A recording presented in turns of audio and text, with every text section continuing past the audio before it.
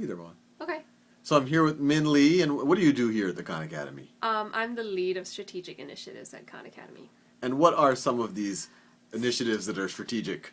The initiatives that are strategic include, number one, our summer camp. So we're running a summer camp this year that is going to be in Palo Alto, and it's called the Discovery Lab. That's one of the strategic initiatives. But and why are we doing this?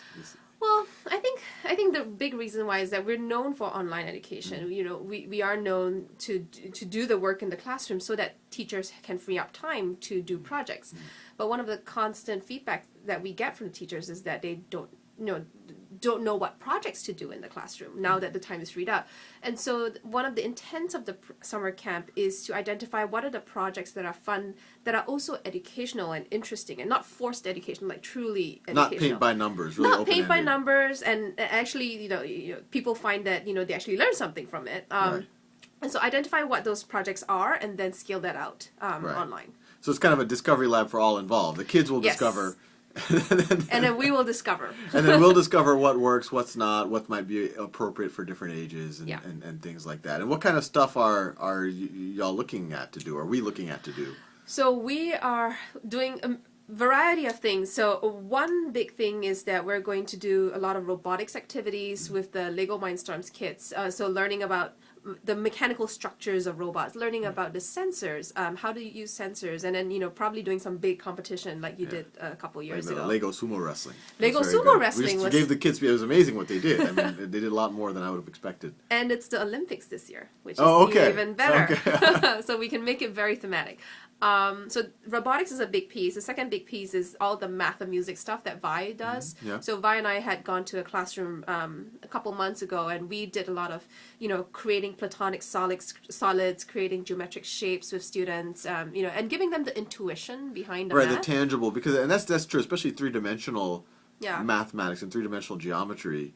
It's kind of hard to really get a tangible sense with that without it being tangible. Yeah, and exactly, right. But if we talk about things like, if we talk about a triangle being a strongest shape, why is a triangle a strongest shape, right? Let's put one together, let's put a square together, let's Right. try and twist and turn it, and then you realize, oh, this is Right, right. so that they Triangles are believe in it, and stronger. also they kind of get an intuition for it. And some of the other stuff like, random games and simulations. Yeah, exactly. And we're going to do lots of games and simulations, probably secondary trading markets like you did, and then Yes. some sort of economics trading games that I'm trying to make up right now. So it'll be fun.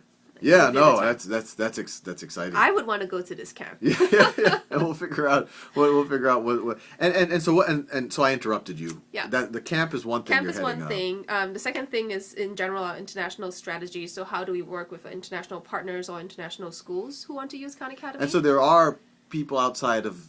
And so what's going on? I mean, you just went on a recent trip. Yes, I went on a recent trip. So there are many things going on. I think generally when people hear about Khan Academy, they're excited, which is great for us, right? Yeah. And so there's a lot of pull of wanting to use Khan Academy in schools outside. And sometimes it's just a matter of just getting people up to speed, or just saying, oh, here's how you can use it. It's really easy, and then just getting them started.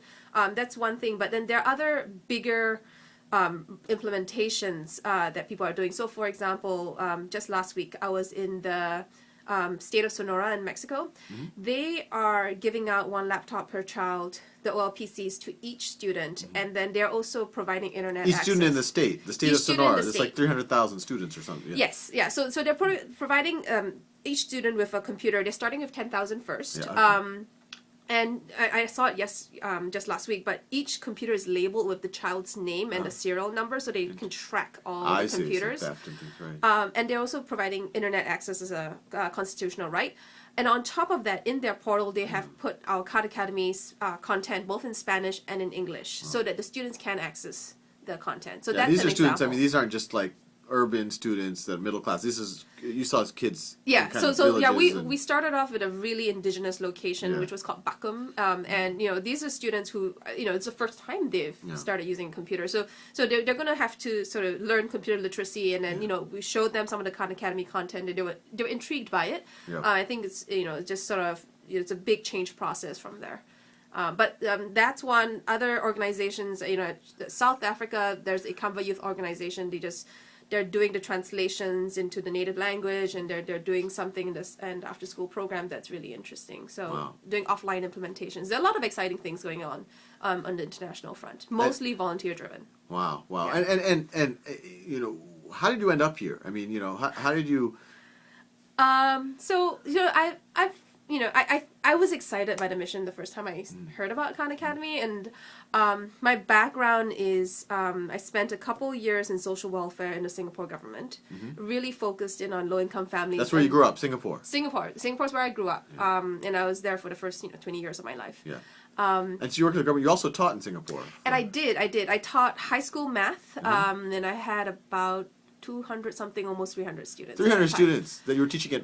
No, separate. In separate classes So during the same amount of time. Okay, so you taught high school math in Singapore, and you also worked for the government. The government was on low-income family policy, focused on education and childcare. Wow. So there was always, I always felt like I needed to give back in some way. After that, I went to McKinsey and Company, and I did some management consulting work. You were a hotshot consultant. I attempted to be, but after 5+ years of that, I decided to revert back, and this was a good place to sort of merge the two experiences. And what's it been like so far? I mean, has it been what you expected? Has it been different, better, worse? I keep telling everyone I know, which can be annoying sometimes, but I tell them it's the best job I've ever had. I love this job. And you say that even when I'm not in the room. I say yes.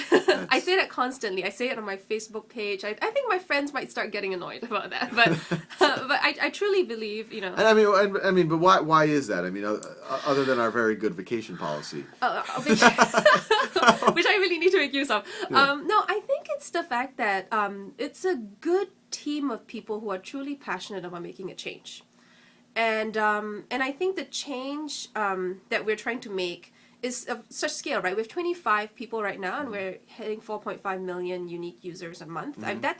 That's huge scale, and I get excited about the fact that the things I do will impact this group of students, or actually not just students, right? People around the world who just want to learn something different.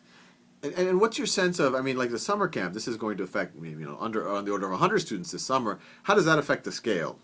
Well, I think if we are very clear in our minds that, yes, it is targeted towards the sub-100 group of students right now, but the intention is that these learnings that we find from the summer camp will be scaled out on the website and therefore available to the millions of students. Yeah, and teachers and parents. That's how we're scaling the findings from the summer camp. And what's your sense? I mean, where do you want to see all of this going? I mean, especially, you were a teacher in Singapore. A lot of people hold up Singapore as kind of and it does seem like they have a very good education system. I mean, what do you think it was working there? What would you like to see more of? What do you think? I think in general, right, just as a teacher, whether you're in Singapore in a good education system, and I was teaching in a fairly good school, but even then you had level of disparity even within the classrooms and across the classrooms. I always felt that when I went into the classroom, it was like, you just give a big just sort of sigh, and then you go, all right, everybody, follow me, and then you're like, just come on, everyone, let's learn math together, right?